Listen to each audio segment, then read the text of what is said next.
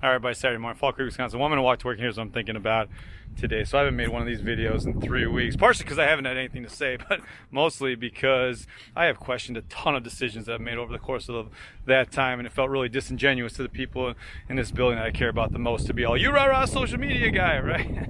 The last 3 weeks have also reiterated the idea that it's a lot easier to lead when you know the answer, right? It's a lot harder to lead when you don't know the answer, but when you don't know the answer, it's important to have people around you that are willing to bring you back to why we do what we do. And I had 3 text messages from parents yesterday that reminded me of why we do what we do. The first was of a 4-year-old kindergarten student who was reading a story to her classmates, and before she started the story, she said, all right, parents, go get some coffee. Everybody brush your teeth.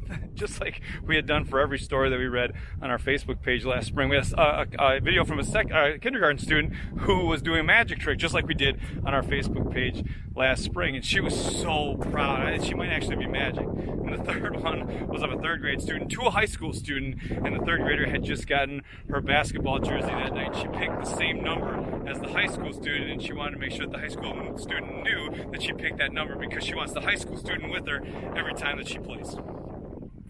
None of those stories needed to be shared, but the willingness of those to share changes the outlook for the person on the other side.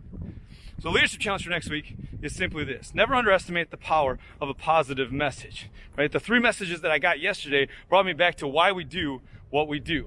Sometimes we just need to be reminded. Be the person to help remind someone, right? Just got to take care of each other. All right, people, that's all I got. We're all in this thing together, man. Have a great week, everybody. Go Crickets.